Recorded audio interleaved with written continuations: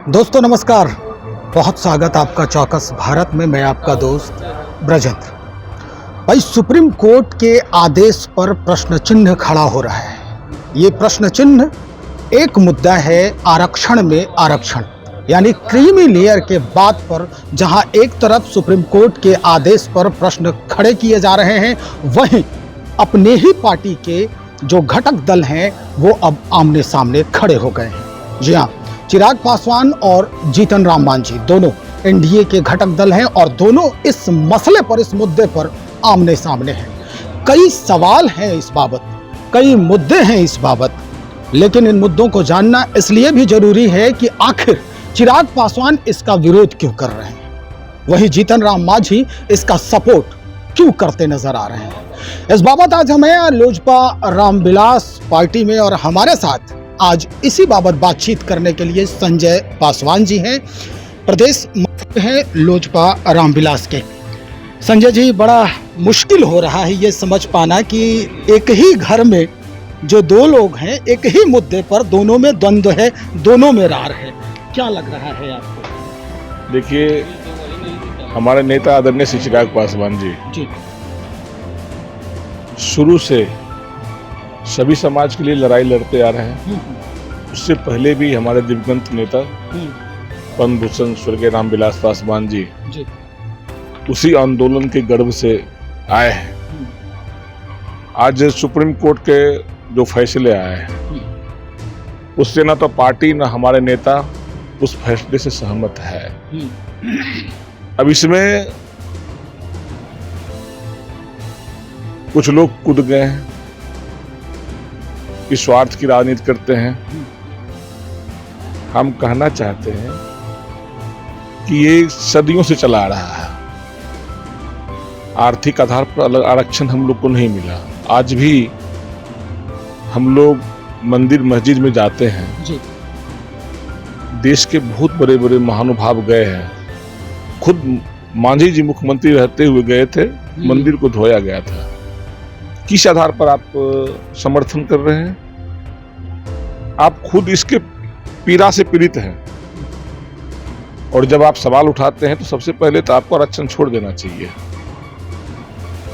हम इसकी लड़ाई लड़ रहे हैं, सहमत नहीं है।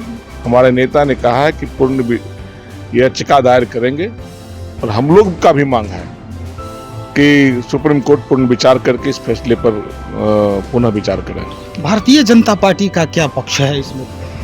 कि आप घटक दल हैं तो भाई किसका क्या पक्ष है उससे हमको नहीं मतलब है।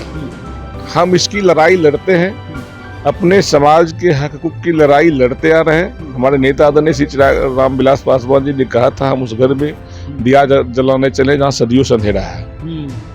आज भी आप चले जाइए गांव में, कस्बों में, एससी के जो समाज के लोग हैं वो ऊंची आवाज में बोल नहीं सकते, चौकी पर बैठ नहीं सकते, कुर्सी पर बैठ नहीं सकते हैं। शोषण होता जा रहा है, लगातार शोषण आज भी हो रहा है। हम लोग भारत के अमृत महोत्सव मना रहे हैं और आज भी हमारे समाज के लोग कुर्सी पर नहीं बैठ पाते हैं। क्यों? क्या हम परिपूर्ण हो गए? हमको सब कुछ मिल गया? आप चले जाइए कोसी के बेल्ट में, बदन पर कपड़ा नहीं मिलेगा आपको। महिलाएं को कपड़ा नसीब नहीं है, मजदूरी करने के लिए प्रदेशों में जा रहे हैं। तो छुआछूत के आधार पर हम लोगों को यह आरक्षण मिला है, लाभ हम लोग को मिला है। बाबा साहेब भीमराव अंबेडकर अगर ये हम लोग को प्रावधान नहीं करते तो सदन में हमारे लोग नहीं जाते जीत के, हम वोट भी नहीं गिराने का हकदार। बाबा साहब अंबेडकर की बात हो रही है और आरक्षण की बात तो लाजमी है। अब इसी बात पर एक सवाल है कि बाबा साहब अंबेडकर ने आर्थिक रूप से कमजोर दलितों के लिए भी एक जगह जो है स्थान बनाया था। उन्होंने यहाँ तक कहा कि भाई हर 10 साल पर इसकी समीक्षा होनी चाहिए, इस पर बातचीत होना चाहिए। जो दलित, जो अनुसूचित जाति, अनुसूचित जनजाति के लोग मूल धारा से जुड़ गए हैं, उन्हें अब आरक्षण छोड़ देना चाहिए और पीछे जो खड़े हैं उनको, यही बात जीतन राम मांझी दोहरा रहे हैं। इसमें गलत निश्चित रूप से समीक्षा होनी चाहिए। तो हम तो कह रहे हैं कि जीतन राम मांझी जी मुख्यमंत्री रहे हैं, घर में सारे लोग मंत्री विधायक हैं, सबसे पहले तो उनको छोड़ना चाहिए, तब दूसरे पर सवाल उठाएंगे ना। वो लाभ भी ले रहे हैं और उंगली भी उठा रहे हैं, तो हम ऐसे लोगों से कहना चाहते हैं कि सबसे पहले आप आरक्षण छोड़ के आइए, फिर सवाल करिए हम लोगों से। मतलब ये कह रहे हैं कि अगर जीतन छोड़ दें आरक्षण, उस रास्ते पर चलेंगे। जब ये बात आएगी निश्चित रूप से हम लोग भी विचार करेंगे। उनका ये भी कहना है कि भाई हमारे जो जिसके हम रहनुमा हैं, कहते हैं कि हम दलितों के नेता हैं जीतन राम मांझी, वो ये अब सवाल खड़ा कर रहे हैं कि इन जातियों से, कुछ निश्चित जातियां हैं, जैसे अगर हम मुसहर की बात करें, भुइयां जो है वो, उसके बाद डोम हैं, इस तरह की जातियों को उन्होंने गिनवाया है कि कितने IAS IPS बना है इन जातियों से, इसलिए हम आरक्षण का समर्थन तो हम तो इसीलिए कहते हैं ना कि उसके उत्थान की बात है। ये कहाँ लाभ मिल रहा है, उसको लाभ तो मिलना चाहिए, सभी जाति को, ऐसी समाज, ऐसी ST के समाज को लाभ मिलना चाहिए। क्यों नहीं मिल रहा है, कुछ लोगों में क्यों सिमट के रह गया है? तो सबसे पहले ये, आप तो पहले अपने समाज के उत्थान की बात करिए। आप कह रहे हैं कि जो स्वार्थ की राजनीति करते हैं, तो आप पहले आइए छोड़ के मैदान में। हम लोग तो आंदोलन के लिए तैयार हैं, और आदरणीय श्री चिराग पासवान जी के रहते हुए SC समाज पर कोई भेदभाव नहीं करने की हिम्मत करेगा और न होने देंगे। इस मुद्दे पर नीतीश कुमार भी 2011-12 में जो कानून पारित करवाया था हाईकोर्ट से, तो उसका भी जिक्र कर रहे हैं जीतन राम मांझी। उन्होंने कहा कि नीतीश बाबू तो अच्छा काम किए थे, तो अब क्यों परेशानी हो रही है? तो पूछिए, पूछा जाए उनसे, वो तो रहे हैं मंत्री भी, पार्टी में आप लोग भी हैं, आप लोग मंत्री भी रहे हैं, उसमें हम घटक दल हैं। हम तो लड़ाई लड़ रहे हैं अपने लिए, अपने लोगों के लिए लड़ाई लड़ेंगे, लेकिन विचार अलग लड़ेंगे। नहीं रहे हैं उनके अपने विचार हो सकते हैं, उनको ये नहीं भूलना चाहिए कि जिस समाज का वो विरोध कर रहे हैं, उस समाज के लोग की वजह से आज सदन गए हैं और मुख्यमंत्री और केंद्रीय मंत्री बने हैं। इसे समाज में भेदभाव पैदा न करे, जो कानूनन रूप से जो है उस पर अध्ययन करके सब दलित, पूरे देश के दलित सांसद एक साथ होकर बैठक करके और पुनर्विचार करें इस पर। लगता है आपको कि जिस तरह का ये द्वंद्व है, आने वाले विधानसभा चुनाव में भी इसका असर पड़ने वाला है?